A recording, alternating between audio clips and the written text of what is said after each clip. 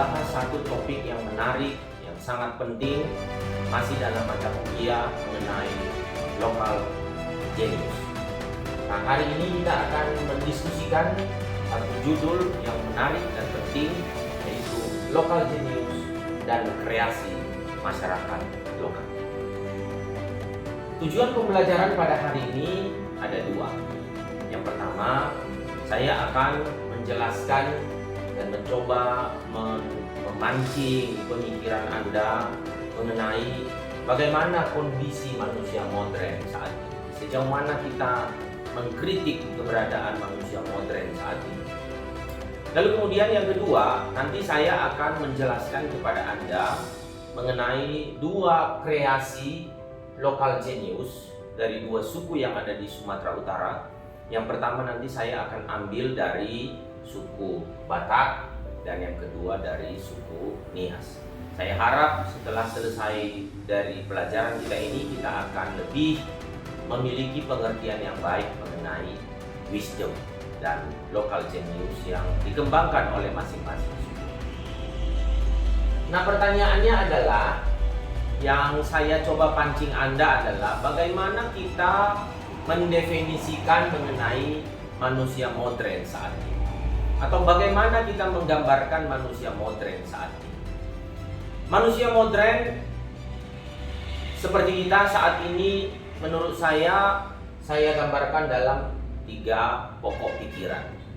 Yang pertama, mudah bagi kita melihat bahwa manusia modern ini sekarang ini terjebak dalam kepentingan materi. Uang dikejar sehingga kemudian menimbulkan berbagai macam kesenjangan. Ada orang yang kaya, lalu kemudian orang yang kurang kaya ingin menjadi kaya, orang yang tidak kaya ingin menjadi agak lebih kaya supaya imajinasi mengenai kekayaan pun berada dalam kehidupan mereka. Apa-apa relasi antar manusia juga sekarang berhubungan dengan uang. Kita tahu begitu banyak macam konflik antara manusia itu terkait dengan uang. Utang piutang menghancurkan kehidupan kekeluargaan, persahabatan. Lalu kemudian dominasi kekuasaan itu ditentukan oleh keberadaan uang pada satu pihak dan sementara pihak lain tidak. Mereka yang memiliki panggung adalah mereka yang biasanya memiliki uang. Orang yang memiliki uang membangun imajinasi, membangun sebuah persepsi mengenai diri. Sementara mereka yang tidak memiliki uang dianggap sebagai sosok yang mungkin kalah dari persaingan. Jadi uang itu menjadi ciri manusia modern. Kalau kita bicara soal mengenai wisdom pada pelajaran sebelumnya, maka kita makin mengerti bahwa karena uanglah maka banyak hal menjadi tidak seperti di masa lalu. Itu yang akan kita bahas di bagian berikutnya. Jadi manusia modern identik dengan uang. Bahkan demi uang ada berbagai macam peristiwa yang mencengangkan kita terjadi. Ada pembunuhan, ada pergeseran dari norma nilai demi uang. Demi uang berbagai macam hal muncul. Ada prostitusi, ada korupsi, ada perebutan kekuasaan dengan menggunakan cara yang tidak benar, lalu kemudian berbagai macam praktek ilegal, semua uang. Warna uang begitu tajam dalam kehidupan manusia modern, sehingga mereka yang memiliki uang memiliki akses terhadap segala hal. Sementara mereka yang tidak memiliki uang kehilangan kesempatan. Dalam dunia pendidikan, uang makin menentukan kualitas pendidikan. Kita tahu sebagai sesama orang yang berada dalam pendidikan tinggi, ketika kita memiliki uang, maka akses kita terhadap pendidikan, membeli buku, membeli jurnal, duduk di kampus terbaik, itu ditentukan oleh seberapa banyak uang yang kita miliki. Bagaimana dengan mereka yang tidak memiliki uang? Maka mereka pun akhirnya berada dalam kondisi yang tertinggal terus-menerus. Karena uang telah mewarnai kehidupan manusia modern. Perangkat-perangkat untuk menciptakan bagaimana uang itu harus terus menjadi ciri khas manusia modern juga terus dikembangkan dan terus diciptakan. Sebagaimana kita telah mempelajari mengenai mind, body, dan place. Manusia terus mengembangkan imajinasi. Ada uang yang berbentuk fisik, ada uang yang berbentuk kripto. Segala sesuatu kemudian dibangun dalam imajinasi supaya bodi manusia pun terpengaruh oleh keberadaan uang.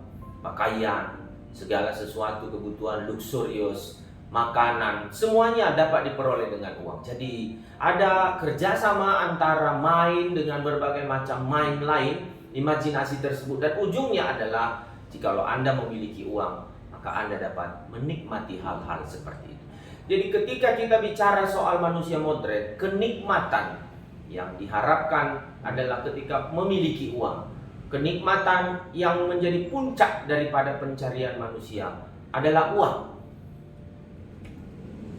Lalu kemudian yang berikutnya adalah manusia saat ini adalah manusia yang memiliki kapasitas yang terus kemudian berkembang, membangun teknologi, sehingga lama-lama manusia semakin bergantung kepada kehidupan yang penuh perangkat. Manusia sekarang ini perangkat kehidupannya bukan lagi hanya tombak, bukan lagi hanya pakaian berbulu untuk melindungi dirinya, tapi ada handphone, ada alat bantu dengar untuk berbicara, lalu kemudian ada hub, ada laptop, lalu kemudian ada berbagai macam peralatan. Segala kebutuhan yang dibebankan kepadanya membuat manusia sangat bergantung kepada seluruh perangkat tersebut. Definisi mengenai apa yang disebut sebagai hidup itu sering dikatakan adalah jika memiliki perangkat dengan koneksi seperti ini, dengan kecepatan seperti ini, dengan peralatan seperti ini, dengan model seperti ini, dan semua seperti yang bergantung kepada yang di atas. Anda bisa dapatkan, kita bisa dapatkan kalau kita punya uang. Jadi nilai manusia bergantung kepada perangkat teknologi yang mungkin dimilikinya. Selain itu, kehidupan manusia juga mulai diukur dari sejauh mana dia memiliki perangkat hidup lain. Ada rumah, ada kendaraan mewah. Manusia dianggap menjadi pribadi yang sukses ketika memiliki rumah. Bukan cuma memiliki rumah, definisi rumah pun kemudian dibuat. Rumah dengan ukuran besar. Setelah rumah dengan ukuran besar didefinisikan kembali, rumah yang berada di mana. Setelah rumah yang berada di mana, rumah yang memiliki jumlah berapa banyak. Semuanya membuat manusia bergantung atau dinilai dari apa yang bergantung padanya. Jadi ada perangkat-perangkat elektronik, ada rumah, adalah gantungan dalam kehidupan untuk menjadikan seseorang sebagai manusia. Selain itu, perangkat-perangkat lain juga dibebankan dalam kehidupan manusia. Ada perangkat teknologi tadi sudah kita diskusikan, ada ukuran-ukuran rumah dan segala macam tentu isinya. Lalu kemudian pekerjaan. Kalau dulu manusia di zaman dulu bekerja dalam sektor yang terbatas, pertanian, perkebunan. Sekarang manusia diukur dari jenis pekerjaannya, kantoran. Sesudah kantoran, kantornya berada di kawasan mana. Ada kawasan-kawasan yang disebut sebagai kawasan elit. Ada kawasan-kawasan yang disebut sebagai kawasan bekerja biasa. Ada kawasan-kawasan yang disebut sebagai sentral yang berhubungan dengan kekuasaan. Ada yang kawasan yang berhubungan dengan pusat ekonomi. Semua didefinisikan sehingga manusia tidak lagi menjadi manusia tanpa gantungan. Jadi kehidupan manusia adalah kehidupan yang didefinisikan dengan apa yang digantungkan kepada manusia itu sendiri. Itu adalah salah satu kritik kita terhadap keberadaan manusia di zaman modern. Makin modern, makin manusia dinilai menjadi manusia jika memiliki apa yang menjadi gantungan, seperti apa yang sudah kita diskusikan sebelumnya. Seluruh hal-hal baru dibuat supaya manusia menjadi tidak bernilai kalau tidak menggunakan hal-hal tersebut. Ada istilah mengenai betapa tertinggalnya mereka yang tidak mengadopsi hal-hal baru. Ada lagu baru, ada tren baru, ada pemain musik baru, ada film baru. Kalau manusia tidak menontonnya, maka orang disebut dia akan tidak lengkap.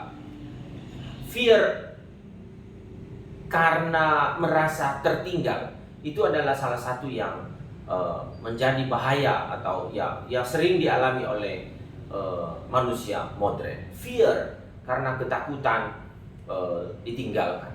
Demikian juga dengan fear, karena dianggap tidak memiliki sahabat, tidak memiliki pertemanan, tidak memiliki segala sesuatu yang berhubungan dengan apa yang sekarang didefinisikan. Nah, lalu kemudian dengan penjelasan demikian, maka manusia seperti masuk dalam dunia yang mementingkan manusia untuk terus bertarung, terus berjuang. Setelah manusia diminta untuk mencari uang sebanyak-banyaknya, demi apa? Demi bisa mendapatkan berbagai macam kebutuhan yang sedang dibutuhkannya. Lalu kemudian manusia diminta untuk membebankan hidupnya dengan berbagai macam perangkat-perangkat yang sekarang kita sebut sebagai kebutuhan dunia modern. Maka apa akibatnya? Manusia menjadi serigala bagi sesamanya. Gara-gara ego, maka manusia pun kemudian menguasai berbagai macam sumber daya, berebut, menciptakan perebutan, menciptakan perang, menciptakan konflik. Demi apa? Demi sumber daya alam. Berbagai macam peristiwa perang yang terjadi di era modern, di era di mana manusia sebenarnya telah mampu mengembangkan teknologi secara baik. Oleh karena kemampuan dan kapasitas manusia telah melampaui kemampuan orang di masa lalu, sekarang ini justru digunakan untuk membunuh sesamanya. Ego demi perebutan kekuasaan pada sumber daya alam telah membuat satu negara menyerang negara lain. Ego untuk memperebutkan sumber daya alam di antara satu negara telah menyebabkan banyak penderitaan yang bisa kita lihat, kita bisa baca, kita bisa dengar, kita bisa saksikan. Kekuasaan atas sumber daya alam membuat manusia lain dengan tega, dengan rela mengorbankan kehidupan orang lain. Yang kita lihat sekarang adalah konflik, yang kita lihat sekarang adalah perang, yang kita lihat adalah perseteruan antar umat manusia. Kenapa? Ego. Manusia tidak lagi memiliki kesempatan untuk bisa melihat mengenai keberadaan dirinya. Termasuk ketika kita berhadapan dengan, misalnya yang terbaru adalah ketika COVID-19 terjadi pada tahun 2020. Apa yang kita saksikan? Ketika supermarket itu mengalami kekosongan, itu terjadi bukan karena kosong, karena kehilangan stok, tapi karena banyak orang menumpuk untuk kebutuhannya sendiri. Ketika harga-harga daripada masker melonjak tinggi, itu terjadi bukan karena faktor lain, tapi karena ada penumpukan sumber daya, ada ego. Kita tentu dapat melihat berbagai macam laporan yang menunjukkan bahwa terjadi disparitas daripada kekayaan baik secara global maupun secara lokal.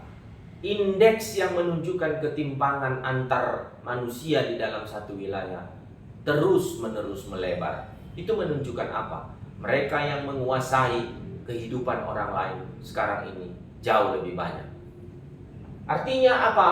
Kita berhadapan dengan konstruksi di mana manusia seperti kehilangan diri, seperti tidak punya wisdom, seperti tidak punya kejeniusan lagi. Nah, kita akan masuk kepada topik tersebut.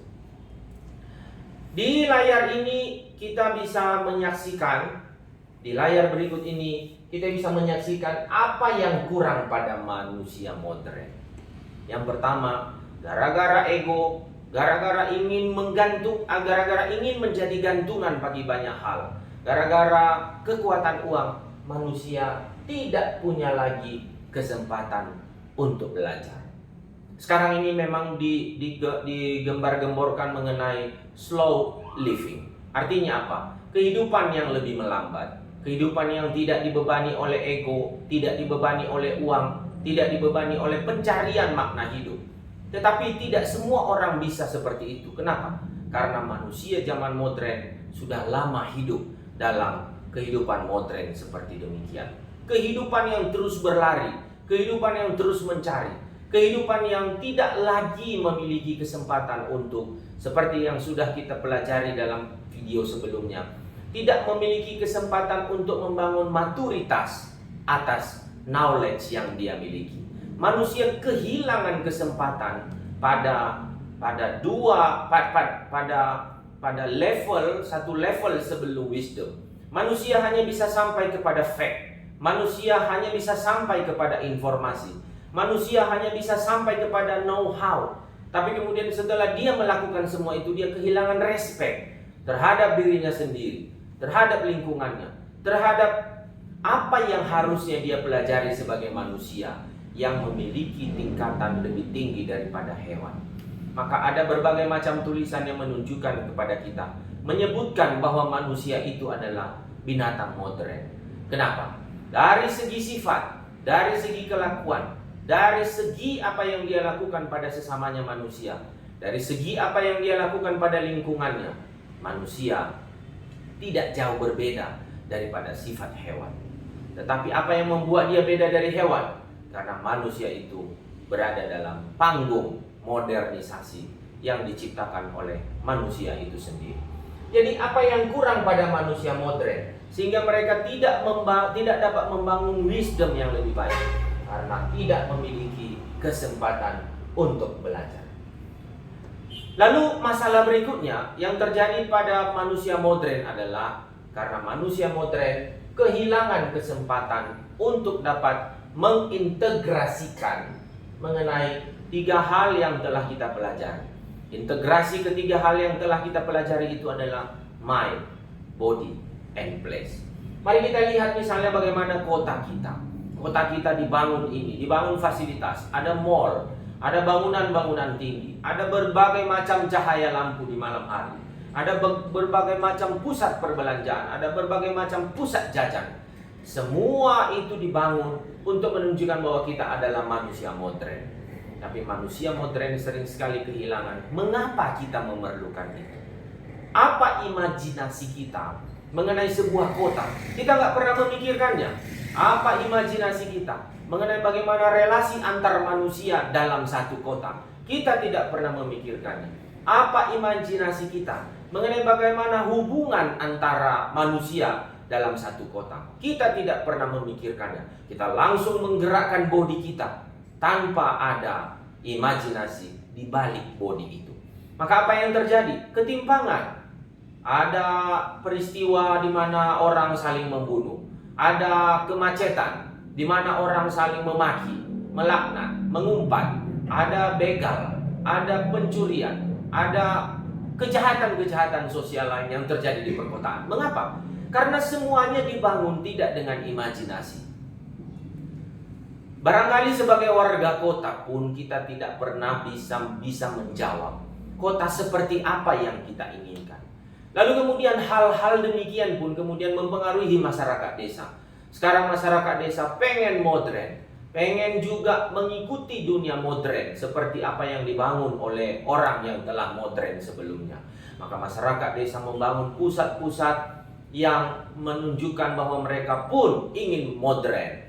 Mereka membangun tempat-tempat foto, swafoto, membangun semacam restoran mini, membangun tempat pariwisata mini.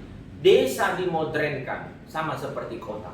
Untuk apa? Untuk menggunakan imajinasi orang kota, orang yang kita sebut sebagai kelompok modern.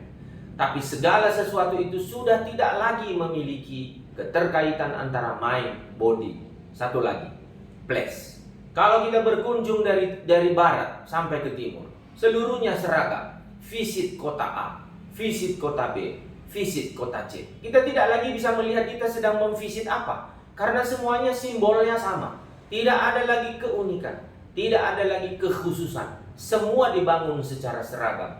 Seolah-olah kalau tidak beragam, seolah-olah kalau beragam, maka itu adalah sesuatu yang salah. Sebaliknya, seolah-olah kalau tidak seragam, maka itu akan menimbulkan kerugian pada mereka yang berada di tempat yang berbeda.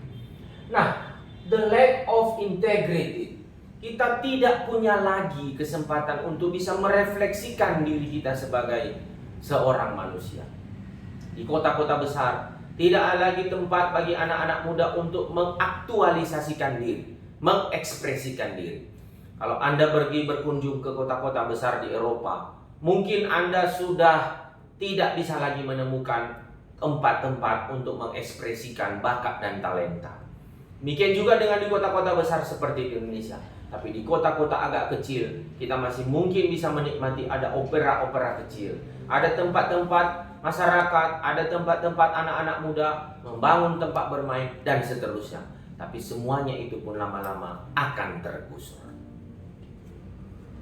Lalu bagaimana kita memberikan contoh? Hari ini saya akan memberikan contoh dari dua suku. Yang pertama suku Batak, lalu kemudian suku Nias. Yang saya akan sajikan mengenai suku Batak itu berasal dari satu tulisan yang ditulis oleh Profesor Robert Sibarani dari Universitas Sumatera Utara dan beberapa rekan yang berjudul The Role of Women in Preserving Local Wisdom Podana 5 5 Advice of Cleanliness for the Community Health in Toba Batak at Lake Toba Area. Saya menggunakan judul itu untuk respect terhadap tulisan mereka, tapi sebenarnya isi yang akan saya sampaikan adalah bahwa suku Batak telah sampai pada satu wisdom yang belum berbentuk body, tapi mindnya sudah cukup baik untuk kita sebut sebagai wisdom. Wisdom itu yang bersifat lokal tersebut, itu kita sebut atau dikenal sebagai Poda Nalima. Apa itu Poda Nalima dalam suku Batak? Poda Nalima adalah 5 hal yang harus dimiliki sebagai prinsip hidup orang Batak. Apa itu? Bersihkan hatimu, clean your heart, atau payas roham.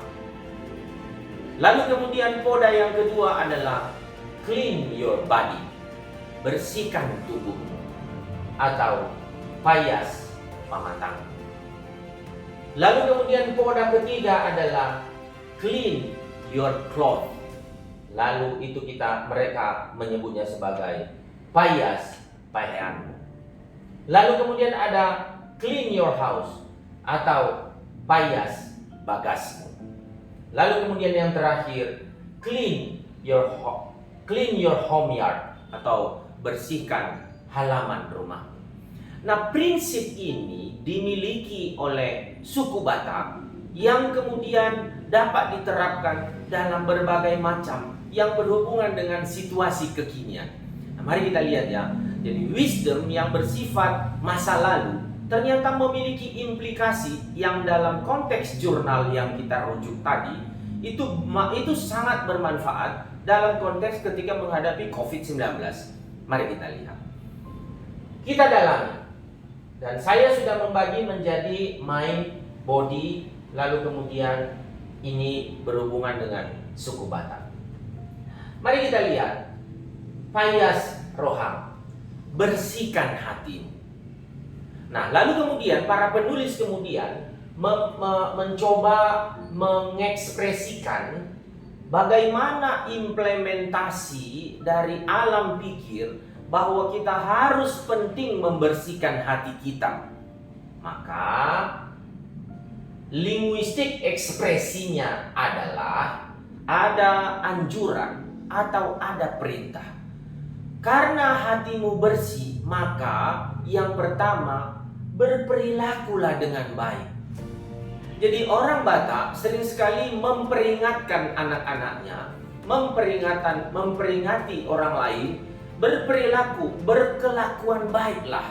Kenapa? Karena itu sebenarnya berasal dari satu mind yang dimiliki oleh orang Batak, bahwa hati kita ini harus bersih. Lalu kemudian perintah apa lagi? Jangan suka melawan, jangan membenci orang, jangan iri, jangan sombong, berbuat baiklah, dan kemudian selalulah bersifat sabar. Kenapa? Karena hatimu itu harus bersih. Nah, ekspresi mind itu kemudian keluar melalui linguistic expression. Lalu kemudian bukan cuma itu, ada body yang juga berhubungan dengan mind tadi. Apa itu? Maka orang Batak suka baca Alkitab. Mengapa? Dengan membaca Alkitab, hatinya dibersihkan. Lalu kemudian orang Batak suka bernyanyi. suka menggunakan cerita-cerita lama, folk, lalu kemudian menggunakan pepatah lama. Untuk apa? Untuk menjadi cara mereka tetap memiliki hati yang bersih. Lalu kemudian nilai kultural daripada hal tersebut itu bisa menimbulkan kedamaian, menimbulkan positive thinking, menimbulkan kebaikan dan kesehatan mental. Mudah kan kita melihat bagaimana mind mempengaruhi body dari satu suku. Mari kita lihat yang kedua, payas pamatangmu, clean your body. Apa yang dilakukan? Mandi. Jadi ada perintah bagi orang-orang yang mungkin diperintahkan oleh orang tuanya, mandilah, gosok gigimu, lalu kemudian bersihkan tubuhmu, sisir rambutmu, potong rambutmu, potong kukumu, bersihkan telingamu, cuci tanganmu. Seluruh perintah linguistik tersebut itu dikembangkan dari prinsip clean your body, payas pamatangmu. Dengan apakah itu? Maka kemudian itu body kemudian itu mewujudkan bahwa suku Batak mandinya di sungai menggunakan sabun dan seterusnya, menggunakan pemotong rambut dan seterusnya dan seterusnya. Cultural value-nya di situ adalah bahwa itu akan menimbulkan kedisiplinan terhadap tubuh kita sendiri. Yang berikutnya, payas pakaianmu, clean your clothes. Apa perintah yang muncul dari situ? Cuci bajumu, keringkan bajumu, gosok bajumu, lalu kemudian bersihkan tempat tidurmu. Itu semua adalah perintah yang sering kita dengar dari ibu-ibu Batak kepada anaknya. Kenapa? Itu muncul dari hati mereka, dari mind mereka yang mengatakan payas pakaian. Pakai apa? Nampak di sini ada deterjen, ada sop, sabun, lalu kemudian ada brush dan seterusnya. Supaya apa? Ada upaya untuk bekerja keras bagi kebersihan pakaian. Setelah itu kemudian ada poda yang berikutnya. Apa itu? Payas bagasmu. Bersihkan rumahmu. Itu adalah prinsip mainnya. Lalu kemudian apa yang harus dilakukan? Prinsipnya juga jelas. Linguistiknya mengatakan sapu rumah, lalu bersihkan rumah, lalu kemudian bersihkan dinding rumah, lalu kemudian jangan lupa kita nyuci piring-piring kita semua. Semua harus kita bersihkan. Dengan apa? Maka orang Batak kemudian, suku Batak kemudian membangun alat-alat untuk bersihkan rumah yang tentu berbeda dengan tempat lain. Ada sapu, mereka membangun sapu, mereka membangun cara membersihkan yang tentu berbeda dengan suku lain. Itu akan menimbulkan kultur bekerja keras. Lalu kemudian poda terakhir yang kelima, clean your homeyard, bersihkan halamanmu, payas halamanmu. Apa perintahnya? Jangan lupa bersihkan halamanmu, kumpulkan kotoran atau sampah, lalu kemudian rapikanlah rumput di depan rumahmu, lalu kemudian bersihkanlah sampah supaya itu bisa digunakan menjadi pupuk organik. Apa yang digunakan? Berbagai macam peralatan, ada pisau, ada berbagai macam alat membuang sampah yang dikembangkan oleh suku Batak. Menarik sekali bukan? Tetapi semuanya adalah informasi dasar. Nah, mari kita lihat dalam rangkuman saya tentang wisdom di balik poda nalim. Kalau kita lihat alurnya tadi, mulai dari hati, tubuh, pakaian, rumah, halaman. Saya ulang. Mulai dari hati, tubuh, pakaian, rumah, halaman. Itu seperti menggambarkan sebuah proses yang harus kita bersihkan.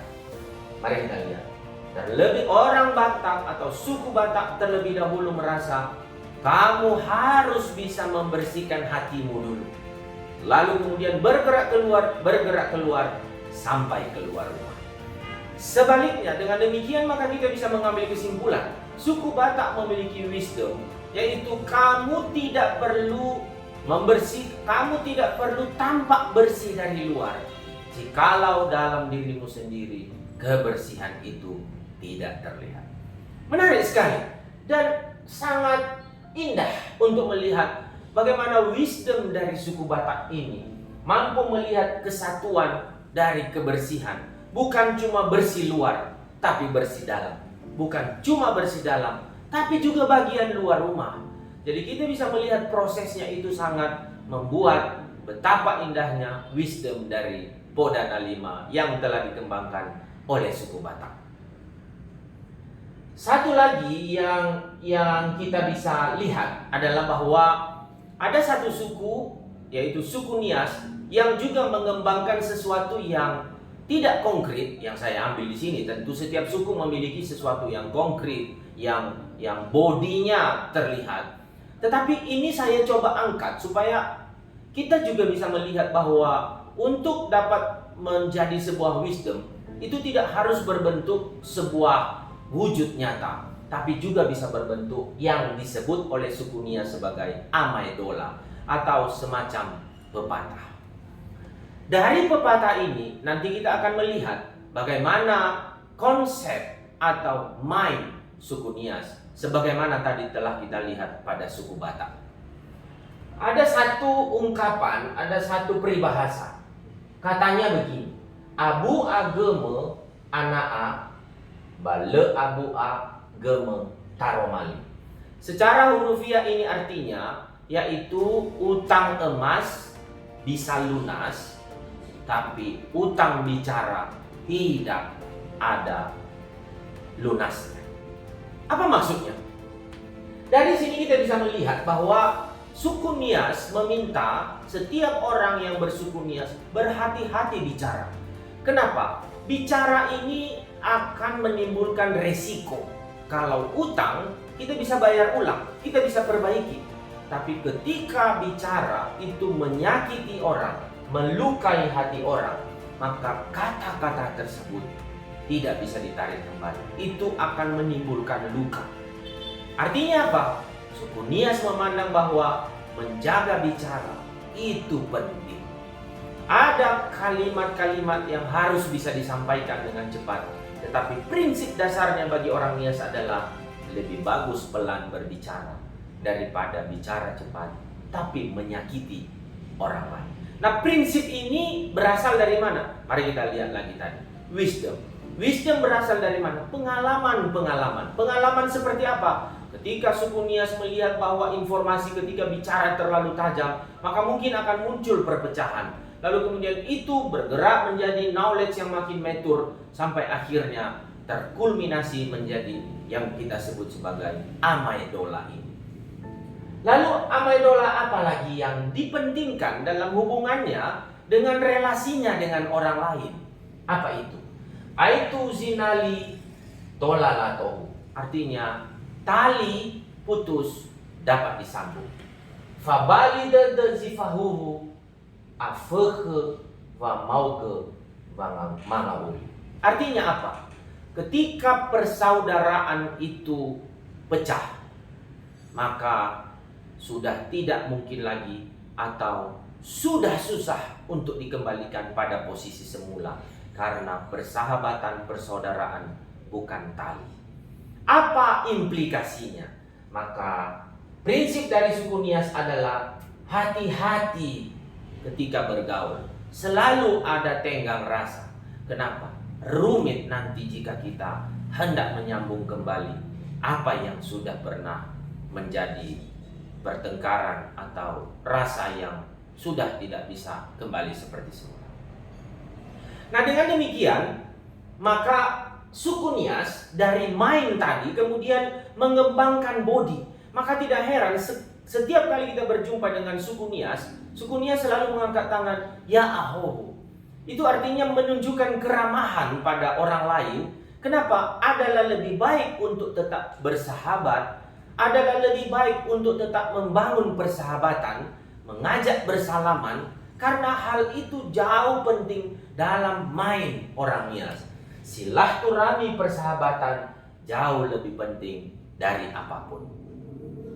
Nah, dari amaidola yang dimiliki oleh suku Nias, Maka ketika tadi kita mengimplementasikan mengenai Podana 5 dalam konteks COVID-19, kita pun bisa mengimplementasikan Amaidola orang Nias yang dua ini ke dalam kondisi di mana Indonesia ini saat ini itu suka sekali menyakiti orang lain, baik melalui media sosial maupun menyakiti orang lain dalam konteks hubungan persaudaraan sesama warga bangsa.